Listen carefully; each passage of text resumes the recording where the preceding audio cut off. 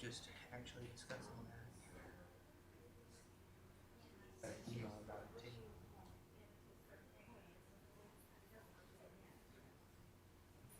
Oh, I'm already there, so gotta let go of not being able to like do the fun stuff. Yeah.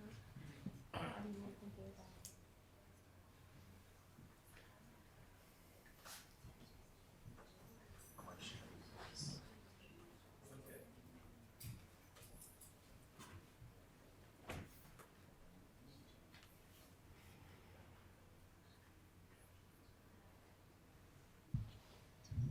So actually what he did is the guy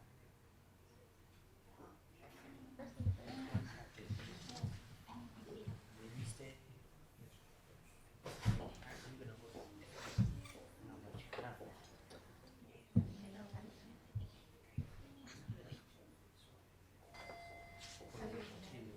And so that's totally the same thing. Because this is the region that he gives the soil.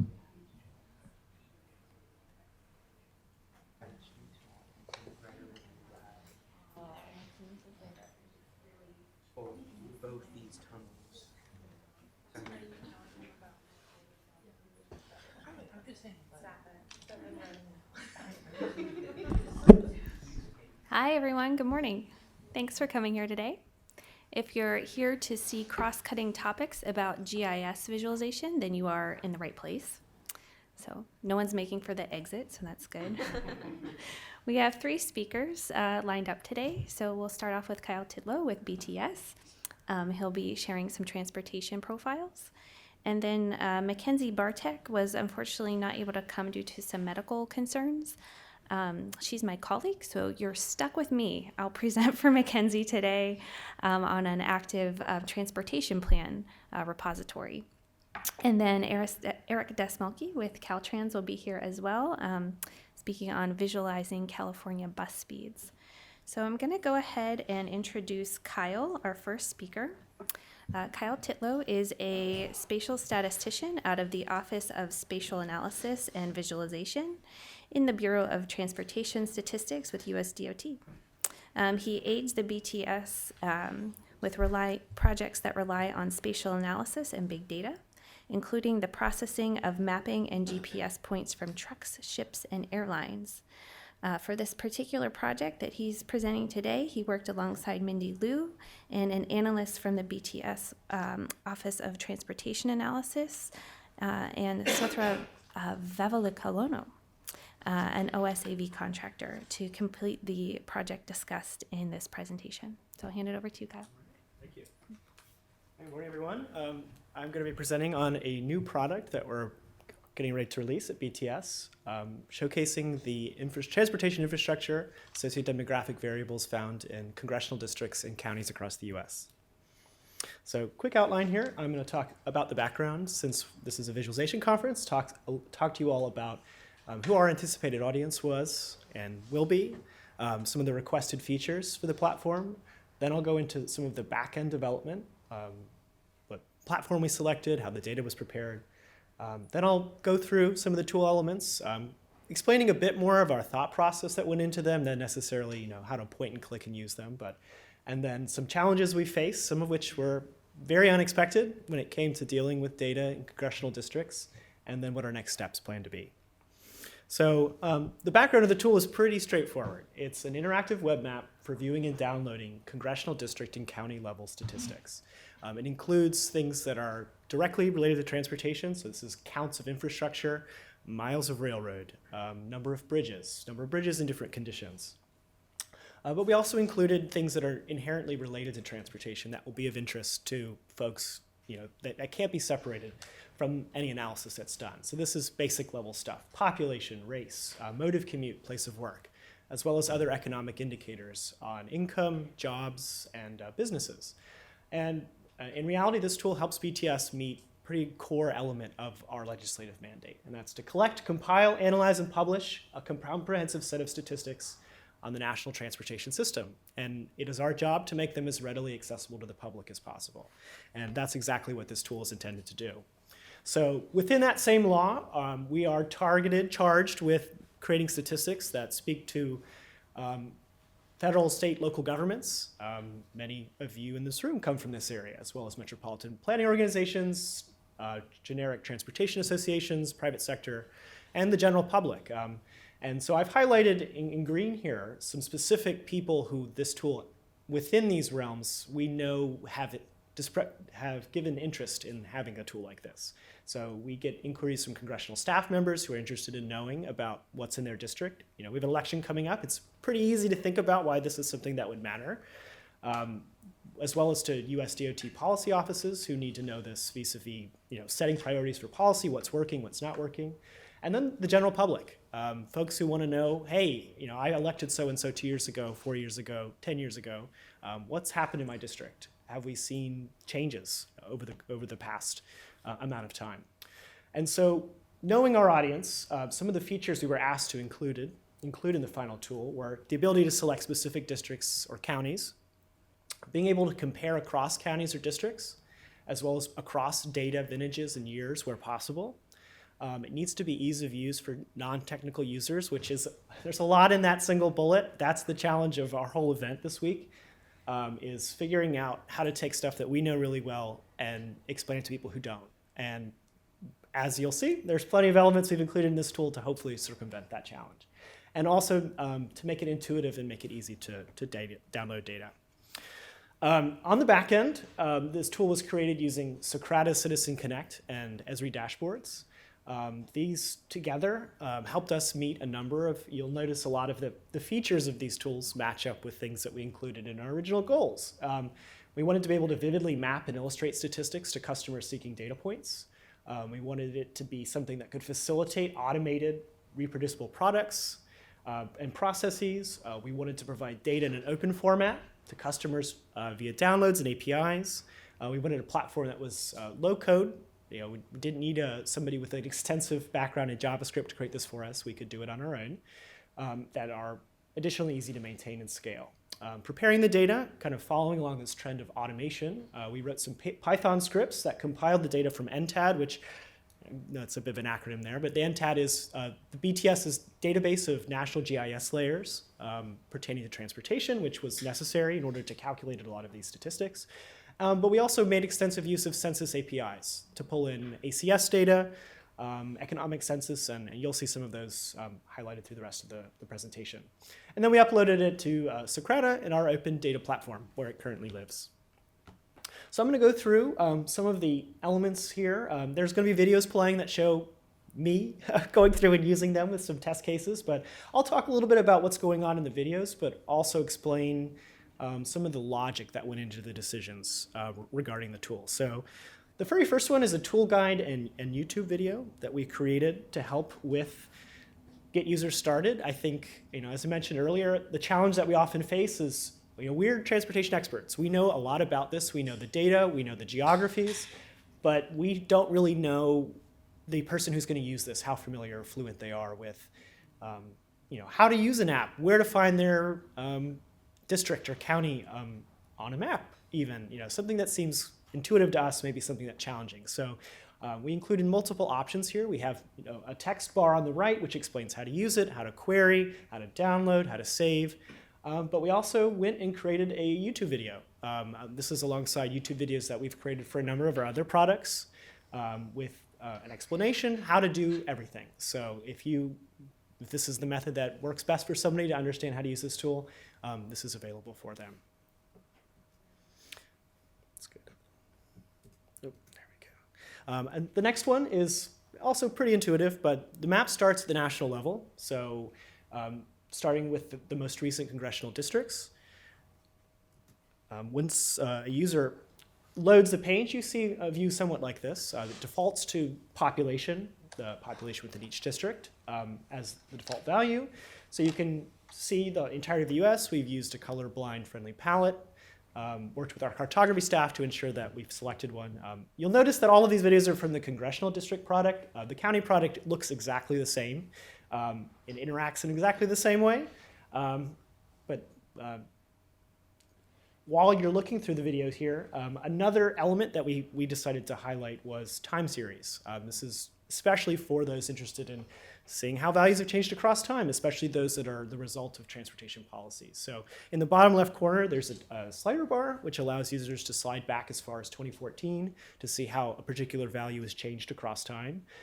Some states, due to various judicial issues, have had to change their districts over this time period. So for those cases where we weren't able to establish continuity across the entirety of our time zone, we decided to gray out those districts. So, and I'll go a bit more into this at the end as to why this is a potentially problematic element of the tool. But so once you've finished exploring the different years across time, the same sliders available for every variable.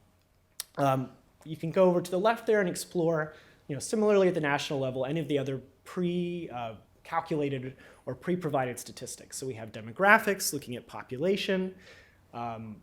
We have median income. We have race.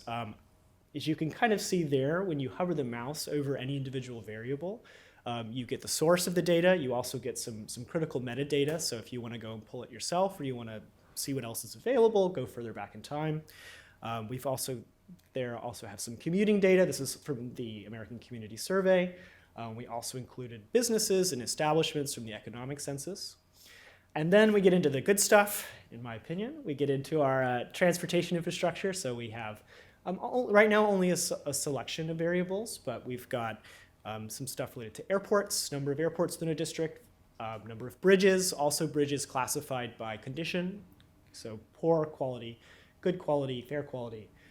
We also have miles of railroad, and then at the very bottom there we have docks and marinas. And as you might imagine, some of these variables might matter to different districts in different ways. In this case, maritime is going to be of interest to our coastal or our riverine districts versus some that may not even touch the coast.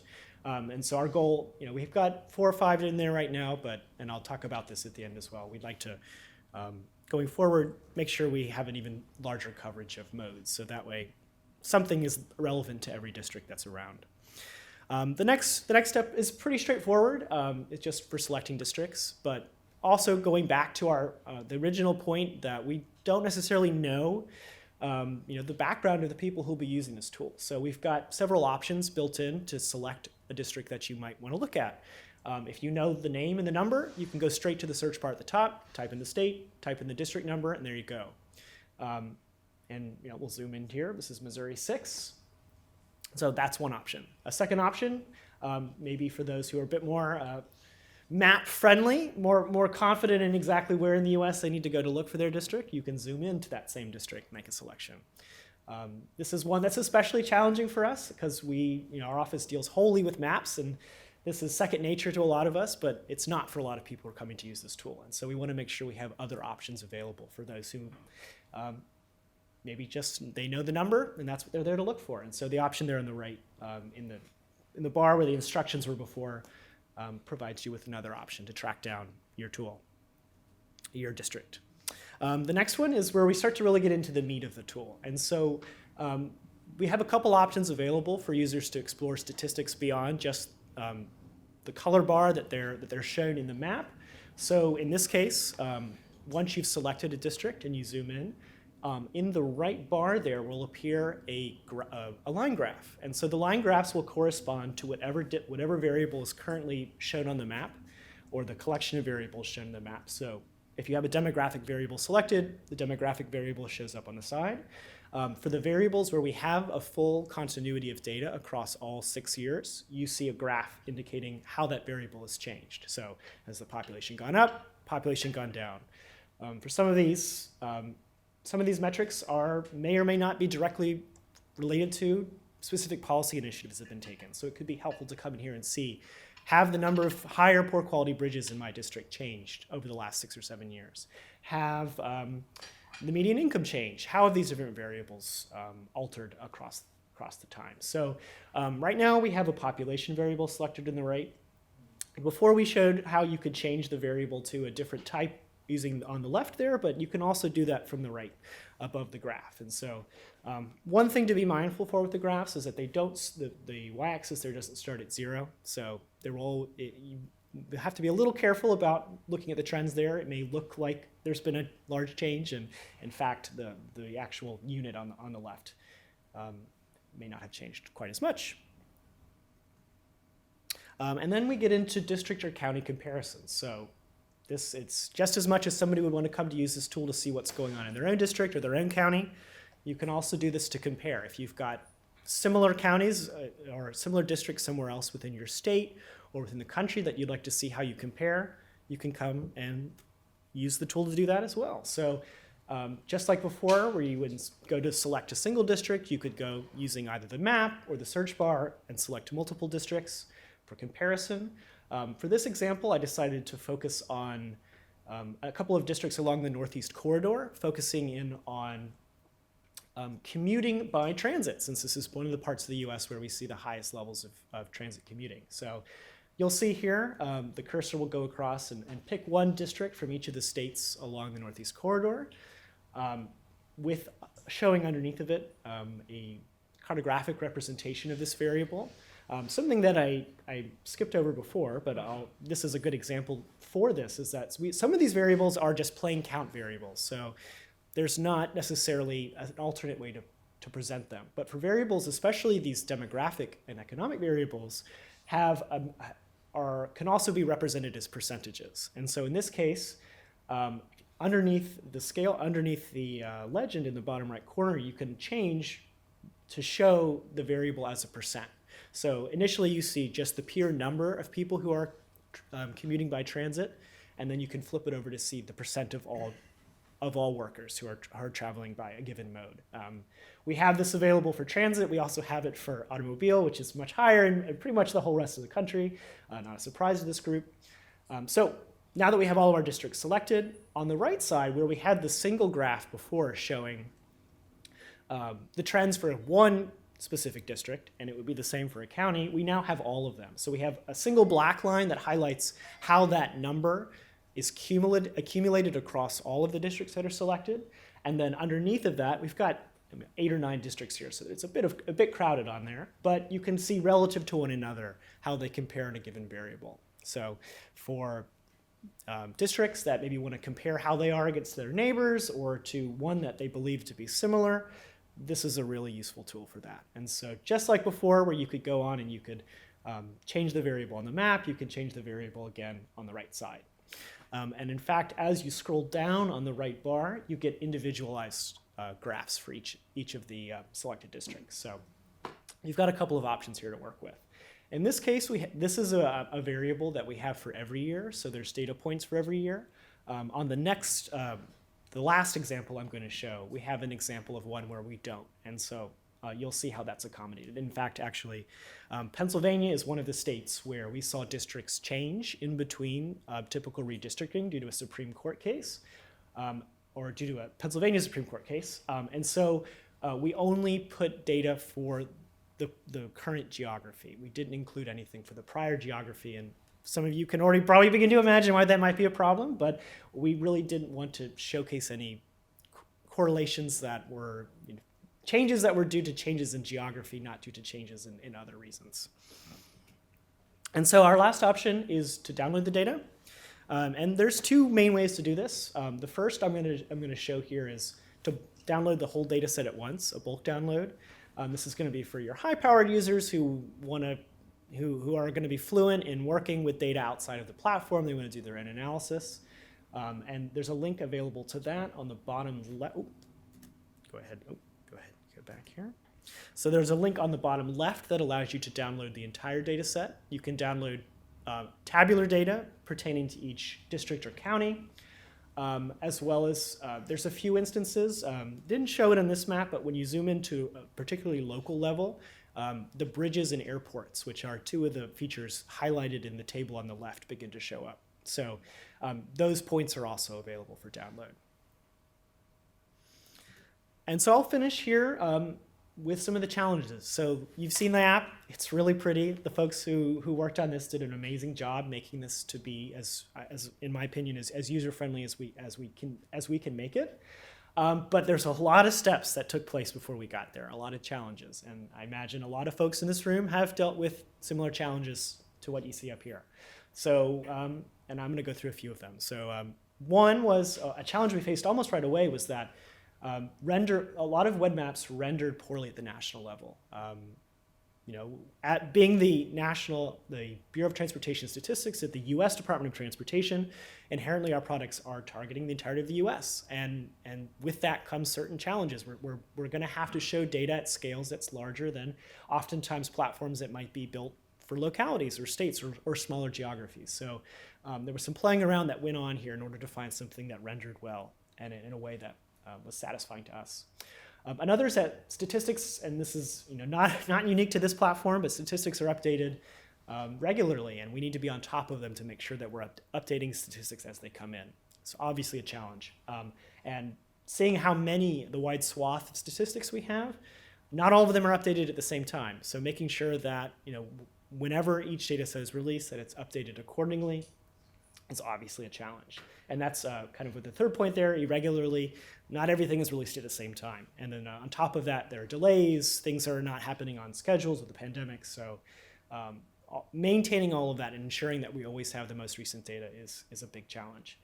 The district boundaries change, disrupting time series plots. This was not something that I think any of us realized was going to be a problem when we started this. However, there were states, Virginia, Florida, Pennsylvania, where districts change. And in fact, everybody's districts are going to be changing here with this next election. So numbers are not the same. The same district, the one district now the number may move to an entirely different part of the state. And we have to be very careful to ensure that we're not mapping a current District 6 to the previous District 6, because one of them could be in an urban area, one of them could be in a rural area. And we're going to see very different miles of railroad between the two.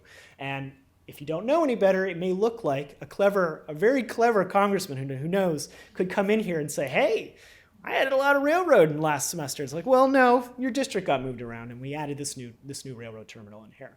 But it's something that we need to be careful of. So some of the districts, some of the statistics aren't quite as important in this realm.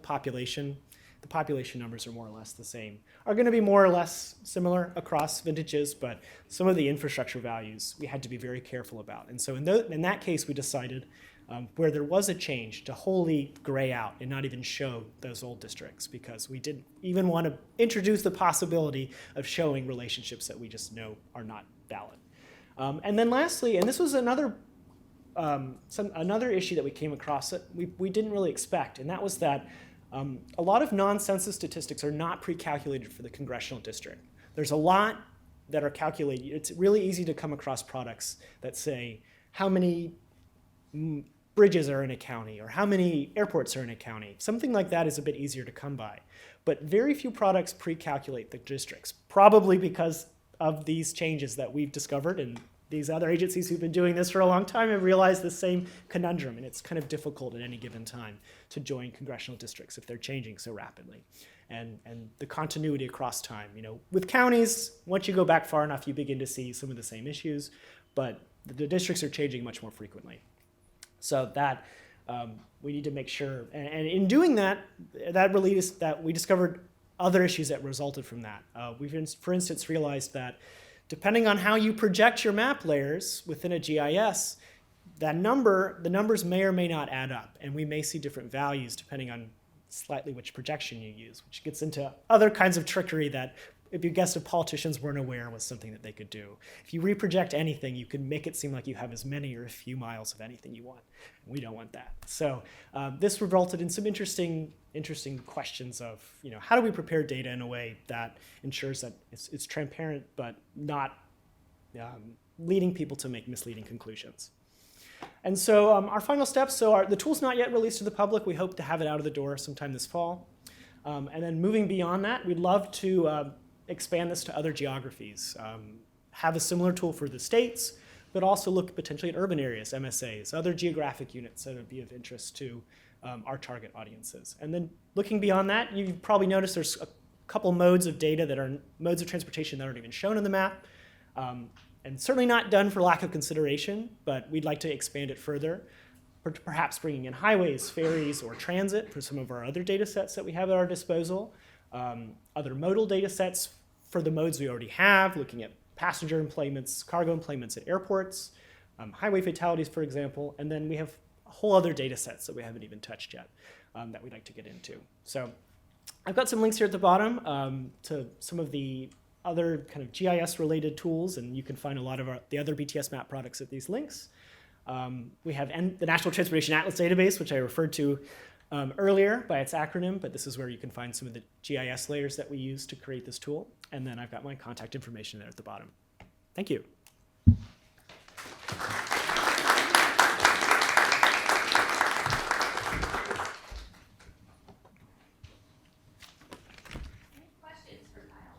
Yes. So for your, are you planning any data completion type stuff for when the boundaries do change, or have you made? Yeah. Obviously they are going to be changing. So are you going to be calculating them onto the 2010 versus the 2020 and show both, or do you have? I don't think we don't think we know yet. It's a very valid question, and we're kind of grappling with how to handle it as well. I think we discovered, for instance, that even with the current ones, that we would take existing data sets and cut them up, clip them by these boundaries, and then re-add them up together, and they wouldn't exactly add up, and we'd find odd discrepancies, and just by let alone the gerrymandering that produces some really funky, strange shapes that are even stranger when you begin to look at what's happening with inside them. And oftentimes transportation is used as the means of gerrymandering some of those districts. So things get split between districts. And so that's a long way to say we don't know yet. And it's a problem that we run up against whether we feel comfortable enough making assumptions about statistical assumptions that would go into that, and whether we're comfortable making them as a statistical agency, and whether it runs up against some of the kind of assumptions that we generally have all of our other products stick to, if that makes sense.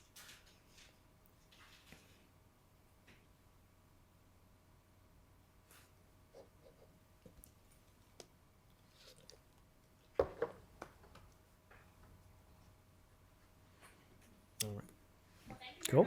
Sure.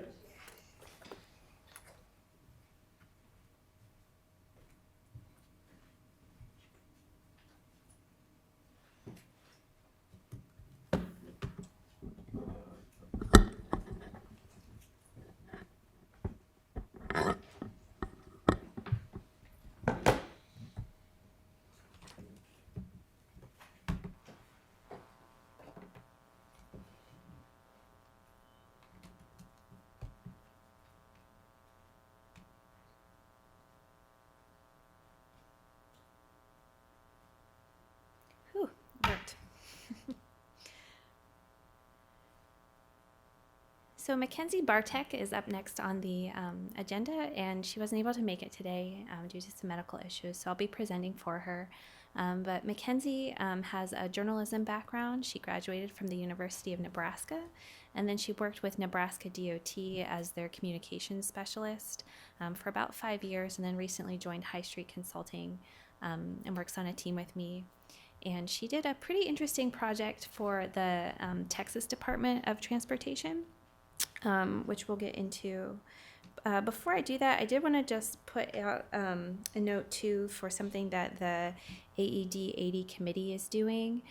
So we have a quarterly newsletter that goes out to our friends of the committee as well as members, and you can sign up on our Google group here. I have the link up there, and you can opt in.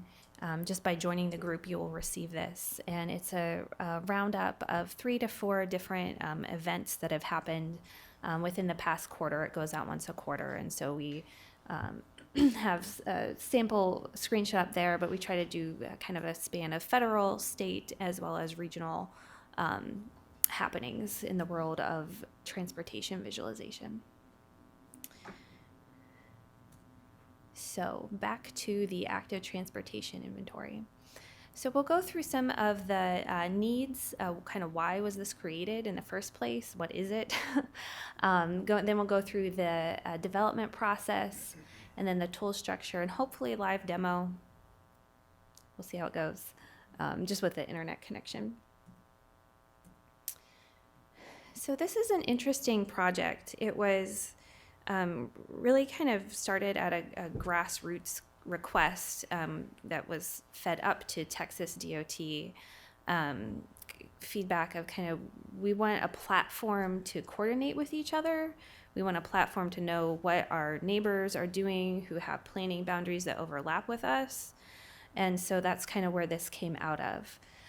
So this is a centralized location where people can upload their active transportation plans and then see the boundary, the planning boundary as well. So it is, it's Esri-based platform where you can see the planning boundary as well as the plan that has been uploaded and some basic information about it, as well as who to contact about it. So the project goals were to provide a centralized inventory of active transportation plans across Texas, to enable easy access to the active transportation plans, both by engineers and planners as well as the public, to increase collaboration and coordination among planning professionals, and to facilitate the development of safe bicycle and pedestrian networks.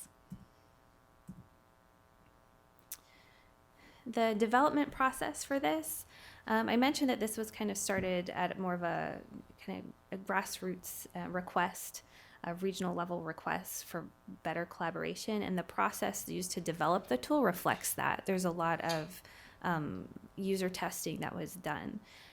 Myself, as a consultant, when I'm taking on a project and the person that I'm working with is not an end user of that tool, that's always like not a super comfortable position to be in, because I'm not hearing from the person who's going to be using the tool, and so it's kind of me and this kind of middle person to guessing in some ways. And so it was really nice that they were able to do some test groups and user groups throughout the development of this.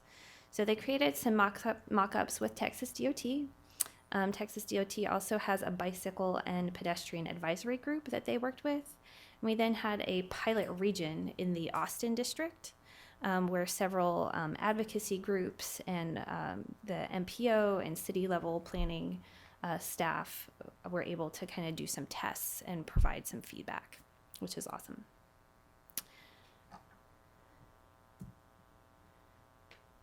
There is a 17-member advisory group comprised of MPOs, local governments, and TxDOT districts as well. And so they tested the process of submitting their plans and made some recommendations and then supported outreach. Outreach is a big part of this because having a repository of active transportation plans only works insofar as people are actually uploading their plans. So this was a big part of it. The pilot region in the Austin district targeted stakeholders in the pilot region to test an early version of the plan submission portal and what information might be useful to collect about the plans.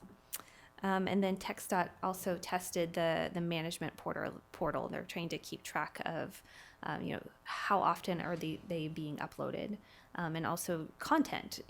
How can they support at a statewide level what the regions are doing. The initial concept of the repository is shown on the screen. It has information about plans that are uploaded on the left that can be searched and clicked on for more information. And then initially they had circles with information about how many plans are overlapping at a certain region. And the end result kind of here on the screen shows the actual space. And so it's interesting because as someone who's an outsider, I'm not an end user, I found this to be a little bit cleaner. It's like, oh, well, it's just a nice number there of how many plans have been uploaded. But I'm not an end user, and that the end users wanted to see right away was, well, I actually just want to see the planning boundary. I want to see like the street of like where who do I need to coordinate with and where. And so these are the kinds of things that you don't always fully appreciate when you're not, you're supporting development from an outside perspective. And so there's the district level, TxDOT district level, counties, cities, MPOs, and then other. So the back end of the tool, this is a Esri-based, ArcGIS-based tool. So there's a set of 3 single-page applications that work together. Esri JavaScript libraries and resources are used for the displays. And then this is run within TxDOT's ArcGIS Online. This is not a software as a service insofar as they're already subscribed to the ArcGIS and Esri environment. And it's out in the wild now. They have launched it and taken ownership of it, and that's great. There's 3 parts to the active transportation plan inventory. There's the plan submission portal, where planning entities submit information about the active transportation plans to be included in the Plan Hub. There's the plan management portal, where TxDOT reviews and improves the submitted plan information. It's like, hey, you accidentally uploaded like a Christmas photo instead of the plan, just things like that, checking to make sure everything's in order there. And then the Plan Hub, this is where users browse the map-based information and the repository of the active transportation plans across Texas.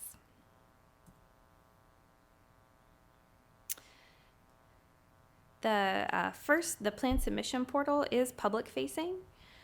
So we'll kind of do a demo, but you can see where information is submitted, which does kind of make it a little bit more important to monitor. So I'll try to go ahead to the web page here. And this is public. You're welcome to take a visit. It's maps.txdot.gov/active transportation plan inventory. You can also just Google TxDOT active transportation plan inventory, and it will pop up for you, no problem. So there's some sliders here. Sometimes we'll make user guides as we're developing tools, and we didn't want to create like a 20-page user guide. We wanted to just try to have everything in the tool so that you can look at it. We wanted something that people would actually read, which is important. So there's some information here about how you can search and filter within the tool. You can click on the menu here to get some more information. So we'll just try typing a search, because this is how I would start if I was a user. Say I'm in Austin and I want to see what pops up, and I can see the city of Austin Urban Trails Master Plan. And when you click on it, some information comes up about the plan, when it was created, who created it, what some of the goals are for it. And then there's information to, if you want to get more information, they have a link here to the Austin City maps, where they have also a link to the plan website. And it kind of comes up with a visual here.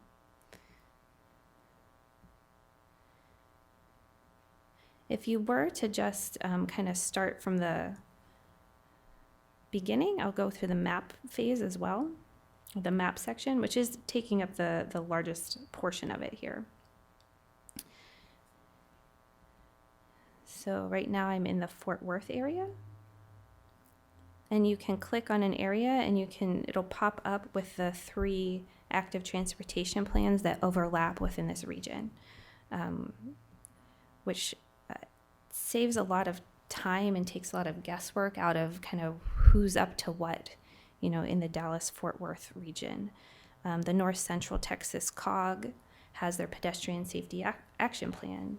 And so this has been really valuable for planners. Again, because they were involved in the development process too, and there was ongoing outreach, it's been successful in terms of actually getting people to upload their plans.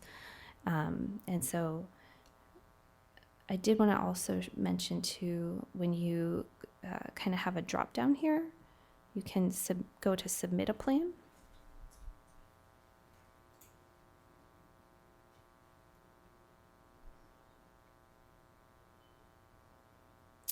and then it provides you with some instruction about kind of how to go about the submission. So what you do is you'll actually draw within the map where your region is, and then you can upload the plan information.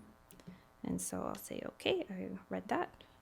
And then you can zoom in to the area that you want to, I won't actually submit it so that the folks at TxDOT aren't getting a nonsense entry from me today. But you can go in and you can see the county level information here, and kind of it'll support you with drawing your plan and providing a submission.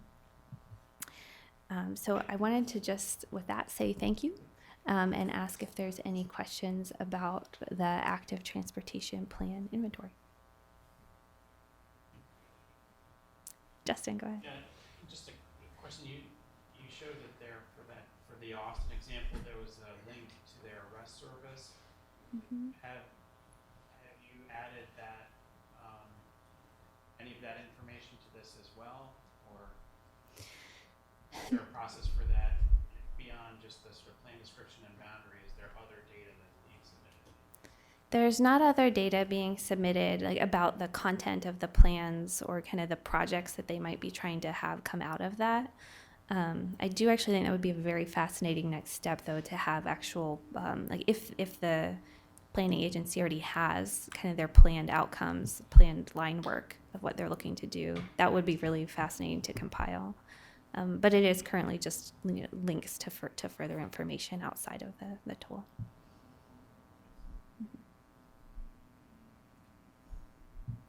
Cyrus, go ahead.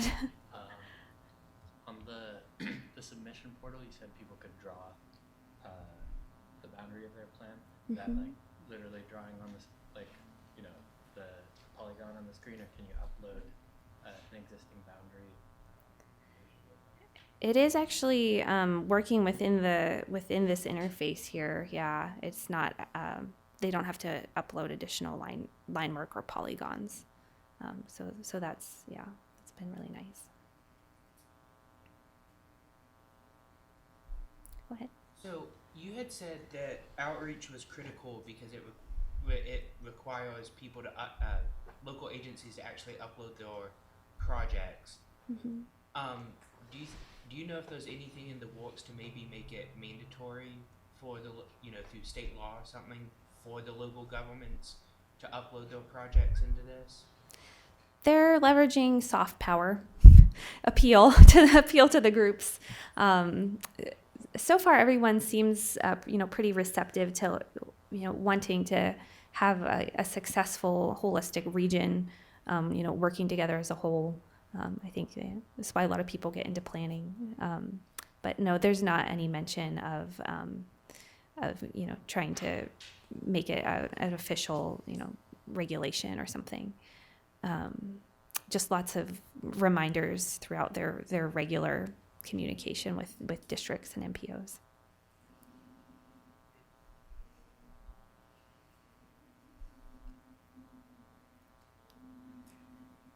Eric, yeah.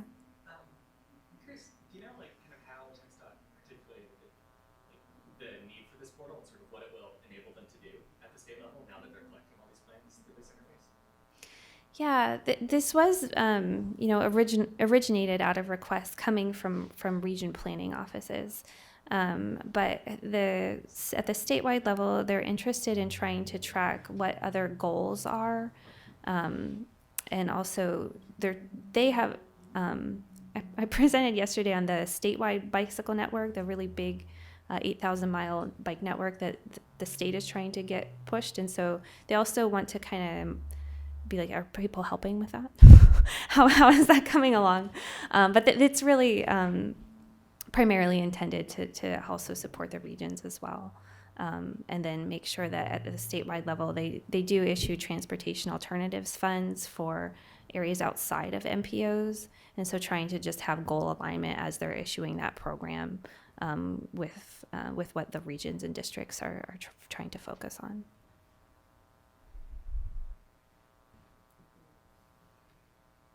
Okay. Well, thank you all.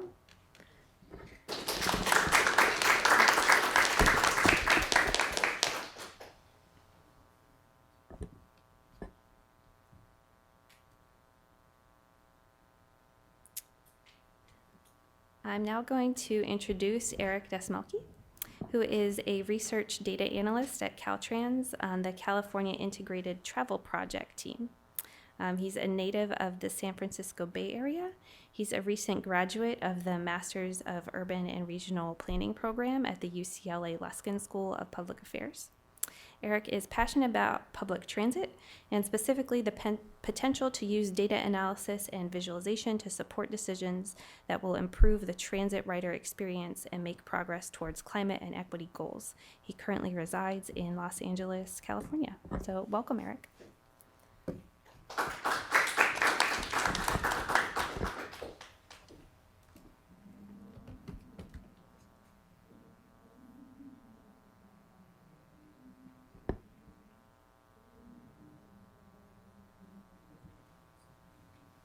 If you push the arrows, it should work for you. Thanks so much. Thank you. All right, thanks so much, Brittany, for that lovely introduction. Good morning. Let's talk about the bus. So, yeah, as Brittany mentioned, I'm on the CalITP, or California Integrated Travel Project team at Caltrans. We're a relatively small team, only about 10 people at the state, working to broadly kind of take a new look at the transit rider experience throughout California, understand sort of how our transit network provides an experience to the rider throughout the entire state, even though it's delivered at the local level by 200 plus individual transit agencies. So part of our vision is, just like if you get on a state highway anywhere in California, or to some extent anywhere in the U.S., you kind of know what to expect. We want that to be the same for transit, and it's not currently the case, and we're leveraging various means to get there. So we're guided by sort of principles of rider experience, sustainability, with transportation being kind of key to California's climate goals, and also really the area that's kind of presented the biggest challenge and the least progress. And of course, equity, understanding that kind of everyone, no matter what their means, should have the access that they need to get around, to access jobs, to access opportunities, to go see friends, and do all the other amazing things that there are to do in the great state of California. So a few of the ways we're doing that is first focusing on rider information. So perhaps you've heard of GTFS, or the General Transit Feed Specification. So that's the data standard that was way back in the day developed by Google and TriMet in Portland, Oregon. And that's the data standard that actually almost every transit agency publishes their feed in. And then when you go to plan a transit trip on your phone in Google Maps, Apple Maps, Transit app, whatever you use, it's that GTFS data that kind of allows you to do that. So one of the things we do is we go around and make sure agencies throughout California are publishing GTFS data, that they're on the map, that riders can discover them, and also kind of make sure the data quality is good and support them in achieving that. The second thing is we want to make it a lot easier to pay for transit, which can often be a big barrier to ridership. If you have to have exact change, if you don't know what it's going to cost, if you don't know what the fare rules are, if you wake up in LA and maybe you have the tap card down there, but then you go to San Francisco and now you need a different card. Now you need the Clipper card. How does that system work?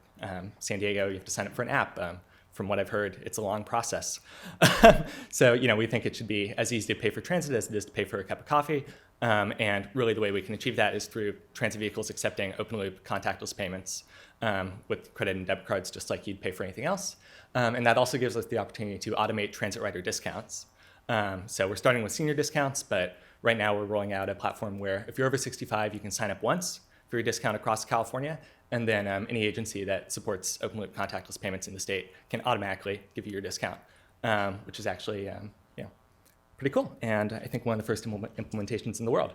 So not every agency in California has achieved this quite yet. We're definitely still figuring out how we can make it happen, how we can support it. But one place you can experience this today is the beautiful Monterey Bay area with Monterey Salinas Transit.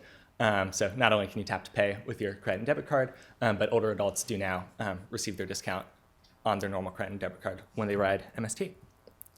And perhaps most excitingly for this audience, sort of this work in these master service agreements that we've negotiated for some of the hardware and software to make that happen are actually not just available in California. They're available to any transit agency in the US. So if you or a loved one is a transit agency that wants a modern payment system and other cool technology at an attractive rate with procurement largely figured out, definitely check out our California Mobility Marketplace, or MobiMart as we like to call it. I think new this week, it now also includes contracts for cellular connectivity through FirstNet, the network used by first responders, now at a good rate for transit providers, especially in rural areas where they might not have really good connectivity to push that real-time data out from the buses, we're trying to solve that too. I think our first out-of-state implementation was actually in South Carolina. They leveraged our MSAs to accept open-loop contactless payments on their buses for a transit agency called, I think, Coast RTA on the SC Coast. So yeah, I just want to tell you a little bit about who we are, what we're up to. But to move towards the analysis and visualization side, the main reason we're pushing all these kind of open data standards and providing the support is for the rider, right? For the rider to have accurate trip planning information. But as it happens, that kind of same information that powers trip planning for the rider, that lets you know when your bus is coming, we can actually collect that, and it creates this sort of really kind of rich, warehouse of data for us to analyze. And it's a little overwhelming, and it's a little hard to figure out sometimes. And so we're really just kind of scratching the surface on what we can do with analytics. But now, not only is it possible for us to understand sort of the geography of transit in California, where the routes are, where the stops are, but in archiving that real-time data, which in this case is vehicle positions updates that come out about every 20 seconds, we can save that over time. And now we can look back in time and understand the actual performance of transit in California. Did that bus show up on time? How long did it take to get from here to there? The GTFS real-time spec has a few major components. One is trip updates, sort of that when you can expect the bus, positions of course, and finally service alerts, which is kind of more descriptive, but stuff explaining kind of detours and other unexpected things to the transit rider. So why are we focusing on the bus? Turns out buses are super important. The vast majority of public transit in California is delivered by bus, and transit is so essential to our goals in expanding and improving the multimodal network, in leading in climate action, in advancing safety on our roadways, and in advancing equity. We have sort of all this great legislative direction, all these kind of commitments to a reduction in vehicle miles traveled, to reductions in greenhouse gas emissions, and yet, we've kind of had a hard time actually making that happen in transportation. I think part of that, kind of calls back to that transit rider experience and refocusing on delivering good service and what it takes to make transit, something that people understand is available in their community and something that works for them. And so we're hoping to get there.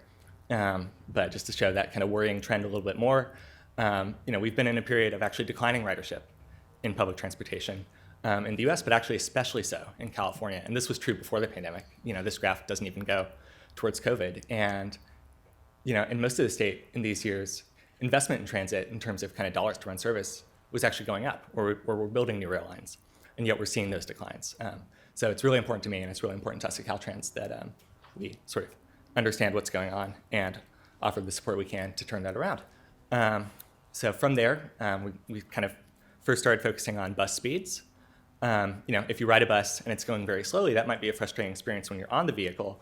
But another thing that's kind of important to understand is if the bus is going slowly, that's kind of, and transit operators have a certain amount of resources to put service out there, a certain number of operators, a certain number of vehicles. And if those vehicles and operators are stuck in kind of crippling congestion, then they can't get to the end of the route soon enough, they can't turn around, they can't serve the next route, they can't kind of maintain the same frequency because they're getting stuck in traffic. So either you need to find more resources just to run service that feels the same as before, or those slow speeds actually erode the frequency of the transit service. And besides speed, frequency is also extremely important to the rider experience. There's research that shows that time spent waiting for a bus actually feels worse than time spent being on the bus. So how can we get more people on the bus and less people waiting? Now that we have sort of all this rich data from GTFS real-time vehicle positions, we started making these California transit speed maps. So in this screenshot, you can see these segments went with kind of a simple red, yellow, green color scheme that maybe I should reevaluate after the keynote session from earlier today, but thought it speaks to some normative value perhaps. Red is bad, red means stop, green is go. We want people to be going. This is kind of just based on sort of reasonable speeds for urban transit. So the greens kind of get into the 18 to 20 mile an hour range. And then if you see those deep reds, that's, a walking pace bus, 3 miles an hour. So continue a little bit. We built these maps, with kind of this really iterative approach, which was also fun to figure out. So we have consultants that kind of help us build out the data infrastructure of the warehouse, the sort of the computing that actually goes out and kind of fetches data from all those transit agency feeds every 20 seconds and catalogs it. But the analysis and the visualization side of this, we actually did largely in-house at Caltrans, starting almost a year ago, and starting really small. can we map one route? Like, what did the speeds look like for this one trip? And then, we'd take that out and we'd get feedback from transit agencies from other parts of Caltrans and, use that to continue to develop. So in the middle, okay, now we can map out a bunch of routes. This is on the peninsula, just south of San Francisco. But if you just map those kind of basic route geometries with a little buffer, it kind of looks like every bus is in the middle of the roadway, right? Because, how else would you know? And you can't tell which direction things are going. So in kind of the latest version, we went back, really back to kind of 9th grade geometry, and you're like, well, if we look at each segment and draw a little triangle and cut that out and space them out a little bit and offset it to the right of the road, now you get something that, provides that directional information at a first glance. And, now you can visualize a bus route that goes 2 directions on a street, like most do, without being confused. So once we got there with the maps, we launched our Better Buses Challenge, which we kind of promoted heavily throughout Caltrans and also with our partners at transit agencies and local jurisdictions to share those maps that we have available throughout California and really solicit ideas to speed buses up. Because if you see, a splotch of red on a map at an intersection, it's great to know that bus is slow, but we don't, always necessarily know why or what kind of the correct intervention would be to speed those up or kind of what you would pick from that menu of transit improvements to get buses going. So we got a few good ideas from this that we're actively working on and seeing how we can best make happen. We didn't get as many ideas perhaps as we'd liked. So we're also working internally within our team to kind of bolster those recommendations and come up with some on our own. And just to give you a quick look at what some of those recommendations might be, we kind of identified 3 major categories for opportunities to improve bus service in California.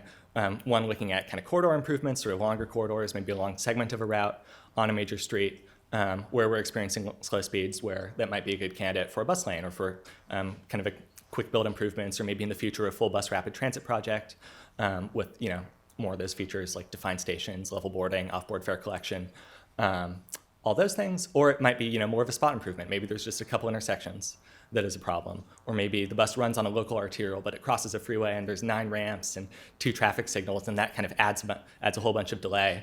How can we speed up the bus through there? And also portions of the state highway network that have gaps in service, where maybe you can drive directly from here to here in your car and it'll take you half an hour, but if you wanted to get there on transit, you'd have to go kind of all the way south to the nearest town and then back around and up, and that might take 2.5 hours.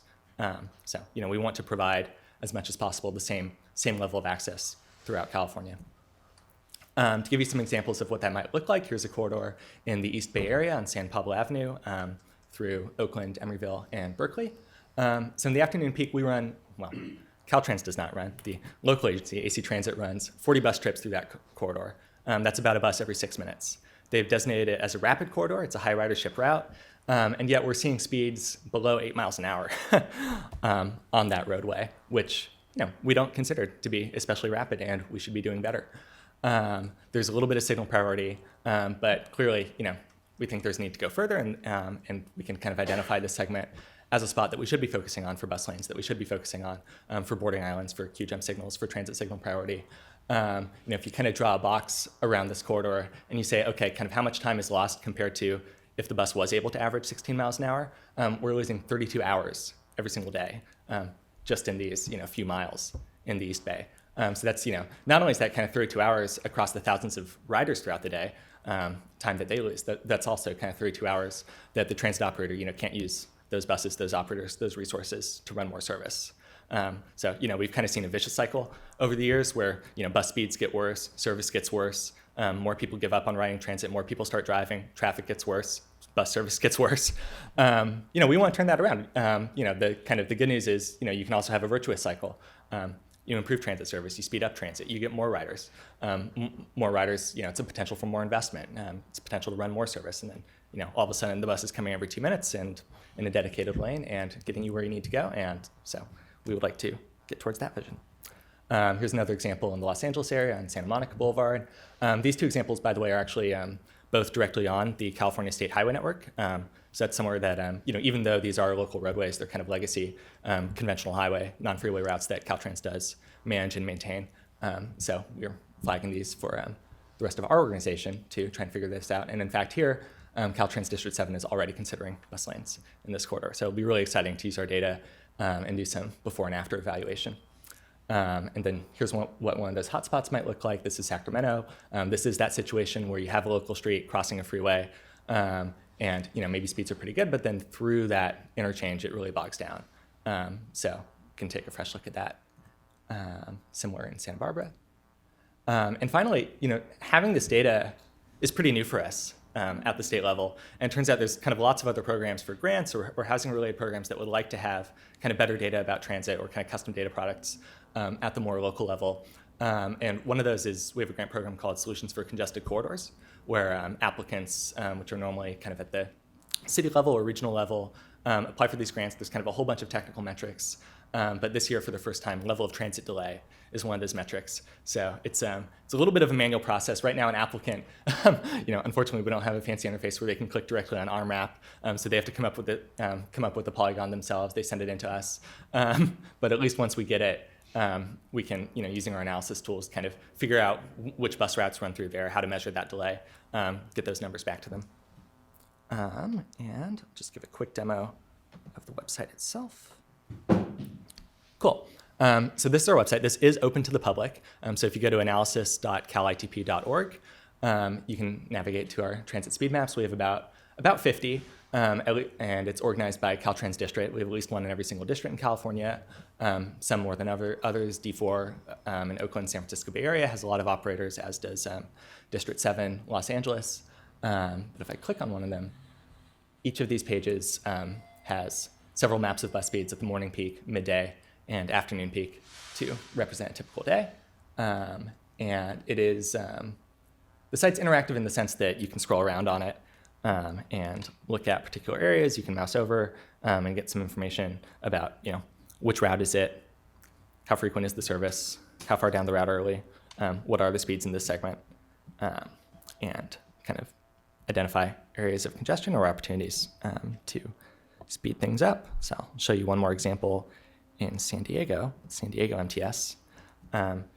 Since we've kind of just started collecting this data over the last couple of years, kind of projects put in place before that, unfortunately we don't have the before data to do a really good kind of before and after evaluation, but now definitely as we hear about sort of new bus lanes that are coming in, we're going to get sort of more and more interested in figuring out what conditions were like for riders before that bus lane, before that project, and what happened afterwards. But actually San Diego happens to provide a really good natural example here. So a little bit east of downtown, you can see these two corridors, and this lower one, we're seeing speeds around 7 miles an hour for this frequent east-west route. And yet this upper one, we're seeing speeds quite a bit faster, 10 to 16 miles an hour. And actually, this upper route has a bus lane and has some limited BRT features. And this wasn't super expensive to construct. It wasn't a huge capital project. But you can already see that if you can take this one, it's twice as fast as that one. And we're really hoping this data analysis can help achieve more successes like that throughout California. And I'll definitely be taking some of the lessons I've been learning from this conference back and working to make this better. So with that, thank you so much, and happy to take any questions.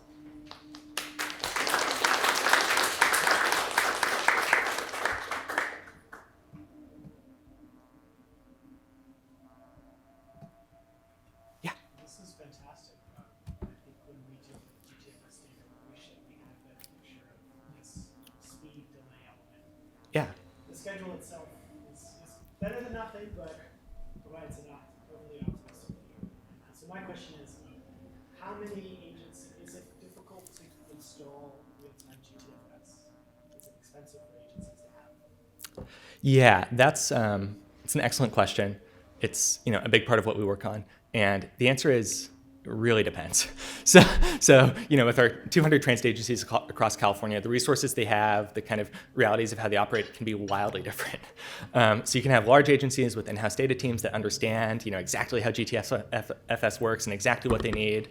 And they probably have a contract with a vendor to actually have that sort of CAD-AVL, computer-aided dispatch, automatic vehicle location hardware on the buses themselves, and sort of the right communications hardware and the right backhaul to get that data back from every individual bus, aggregate it, and then of course publish it in the GTFS real-time open format and out to the riders. And sometimes that goes smoothly, but then you can find agencies where maybe they're kind of locked into a vendor contract where they didn't ask for GTFS RT in the first place, and now the vendor says, well, that's going to be a very expensive change order if you want us to do it, or you'll need kind of different hardware, or they'll kind of, maybe their kind of system is getting old anyway, but they're kind of intimidated by the procurement landscape, or they don't have a lot of time to run a procurement themselves because day to day they're just really focused on the operations of their transit system. It could be a small transit provider in a rural area that only runs several buses and doesn't get a lot of interest from kind of the big vendors that offer these more turnkey solutions. And in that case, at ColITP, we actually did a pilot project with open source software and open source hardware for GTFS real-time on the bus that we would help them set up and provide.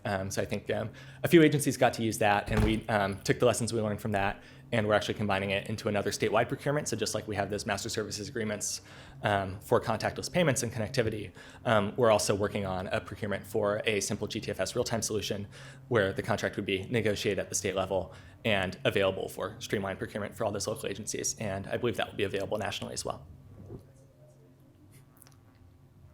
Yeah. I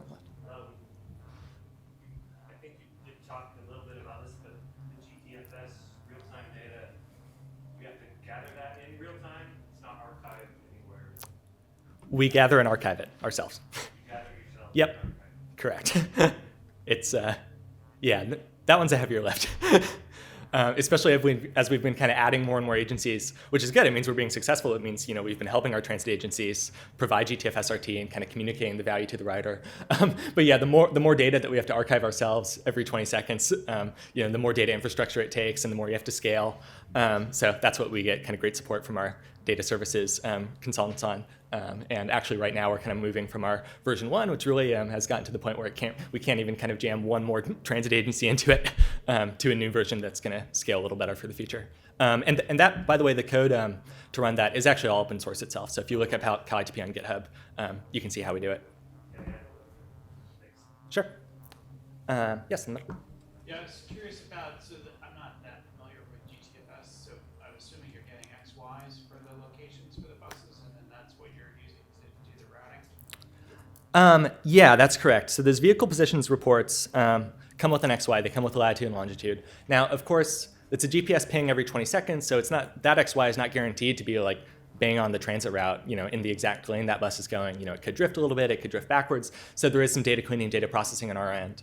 But those XYs from GTFS real-time vehicle positions, in addition to the XY in that kind of position report, it also includes an identifier for which trip it is, and then that identifier can be tied back to the schedule and then kind of linked back to, okay, which route was this on, which geography does that route traverse.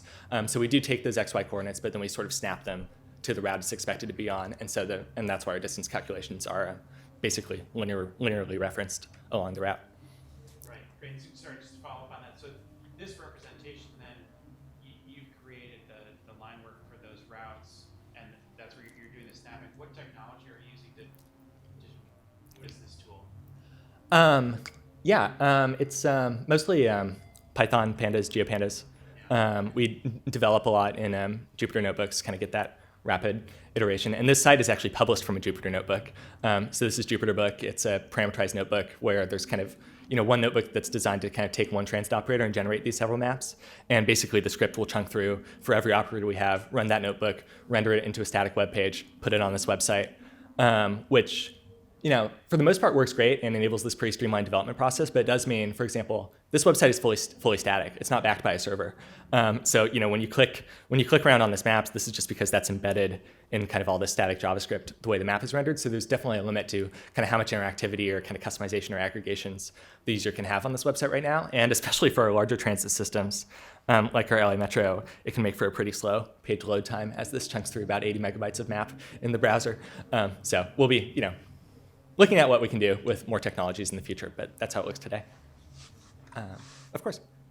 I think we had another question in the back. Actually, that was my question. Oh, okay, great. Yeah, go ahead. So you said did you manually offset the directions for the line, or Uh-huh. can you explain that a little bit? Sure. So that, cool, LA Metro is loading. Yeah, we get ready to see a lot of red. It's a very dense bus route. LA LA is kind of blessed with like actually a pretty good grid. It's a big grid. There's some longer walking distances, but this could be a dream geometry for transit if we could just get our buses out of traffic a little bit. I live in LA, so some of this gets a little personal for me. But yeah, so the way these are offset, this actually ended up being surprisingly elegant in that if you're familiar with the GTFS spec, there's sort of that trip information which links to route information, which also links to shape information. So that shape from GTFS, in the GTFS format, the shape is actually a series of points that says, this trip started here, then it went here, then it went here, then it went here, and the points kind of trace down the streets. But if you build all those points into a line string, that's an ordered line. So there's still a sense of direction in that line, which is actually really important because Shapely, the spatial processing Python library that we're using, has a really handy function where you can just do like kind of a right offset by however much distance. And since the line is directional, that right offset will always offset it to the correct side of the street.